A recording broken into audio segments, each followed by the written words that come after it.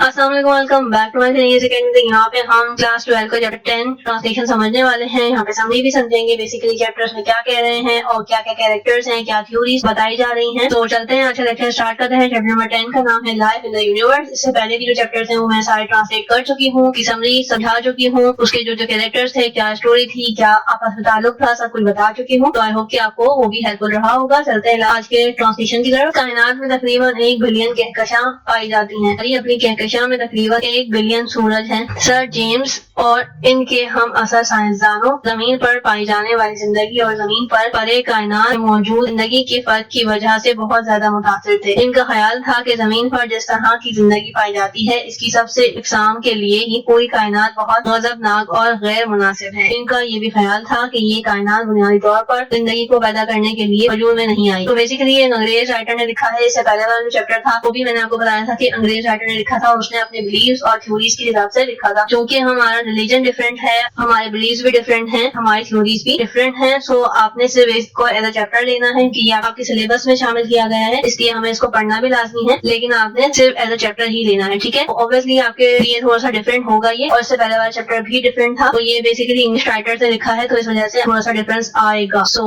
चलते हैं आगे। बाद में कायनात की इब्तिदा और इसके मकसद की इकसाम के नजरिए तब्दील होते चले गए। माहिरीन फल्कियात ये यकीन करने लगे कि कायनात बुनियादी तौर पर जिंदगी की पैदाइश के मौजू हालात न सिर्फ जमीन पर पाए जाते हैं बल्कि दूसरे सैयारों पर भी मौजूद हैं। बाइल और लार्टेन ने जदीद नजरियात पेश किए हैं। इनके मुताबिक सैयारे सूरज से एक अजीम धमाके के बाद तख्लीक हुए। एक मुहतात अंदाजे के मुताबिक हमारी अपनी कहकशां में तकरीबन मिलियन सैयारती निजाम प्लैनेटरी सिस्टम बेसिकली धमाके के सितारों सुपरनोवेव के जरिए वजूद में आए। इसमें से कई एक सितारों पर जिंदगी के लिए दरकार जरूरियत मौजूद का वाज़ेह इम्कान पाया जाता है। ये भी एक हकीकत है कि बहुत सारे सितारे वो तमाम अनासर मौजूद रखते हैं जो जमीन पर पाई जाती है। ये मुमकिन हो सकता है कि दूसरे सैयारों पर भी जिंदगी मौजूद हो और इस जिंदगी से बिल्कुल मुख्तलिफ हो जैसा कि जमीन पर पाई जाती है। ये वहाँ पर कई दूसरी सूरतों में भी मौजूद हो सकती है, गैर तसव्वुराती गैर तहकीकी शक्लों में। क्योंकि इंसान दूसरे सैयारों पर सफर करने के काबिल नहीं, इसलिए कायनात में पाई जाने वाली जिंदगी के बारे में ख्याल और अंदाजे के जरिए ही सिर्फ पेशन गोइयां कर सकता है। ये वक्त की अहम जरूरत है कि साइंसदानों को बड़ी अशिया की दुनिया में ताल्लुक छोड़कर छोटी छोटी अशिया की दुनिया जैसे कि मॉलिक्यूली एटमी शाखें, खलियात, बैक्टीरिया और वायरस वगैरह तख्लीक करना चाहिए। रॉबर्ट ए लियोन इस जमन में अपने काम का आगाज कर चुके हैं।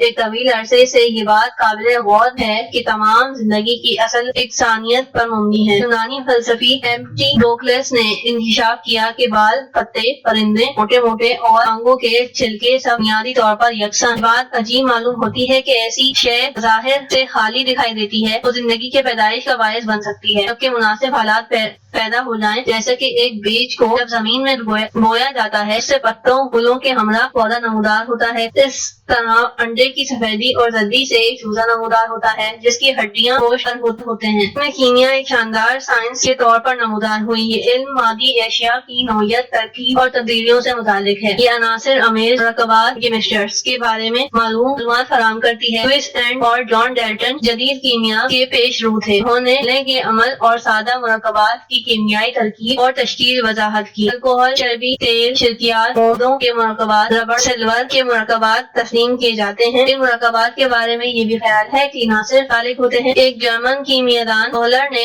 साबित किया कि इन मरकबात गां में भी तैयार किया जा सकता है। इसने यूरिया तैयार किया जो कदीम जमाने में जिंदगी का एक असल मरकब माना जाता था। नामियाती मरकबात की नौयत, तामलात और इनकी तैयारी को करने में नामियाती कामयाबी ने जिंदगी की नौयत और इसकी हकीकत को समझने के लिए नए रास्ते खोल दिए। कीमियाई बुनियादी जमीन पर मौजूद मुताल्लिक़ कायनात दूसरे हिस्सों में जिंदगी की मौजूदगी से मुताल्लिक़ पेशनगोई का अमल जारी रखने में मददगार साबित हुई। जिंदगी कामयाब इस हकीकत का इंकशाफ करता है कि जिंदगी बहुत पेचीदा है और कीमियादानों ने इस वक्त तक काबिल नहीं है तो जिंदगी की चीजों को समझे। कुछ अजीम साइंसदानों के नजरियात ने जिंदगी سے متعلق کئی غلط فہمیوں کو جنم دیا، جس نے زندگی کی اہمیت کو متاثر کر دیا۔ گیلیلیو کائنات کا علم کائنات کے مرکز زمین کے مایع ترین مقام کو رسوا کرنے کا باعث بنا۔ نیوٹن نے اپنی جاذبی قانون زمین سے لے کر کائنات کے ستاروں تک وسیع کر دیا۔ ڈارون نے اپنی کئی نظریات پیش کیے۔ یہ تمام سائنسدانوں کے بارے میں بیسیکلی بات کر رہے ہیں ایز اے رائٹر، انہوں نے کیا کیا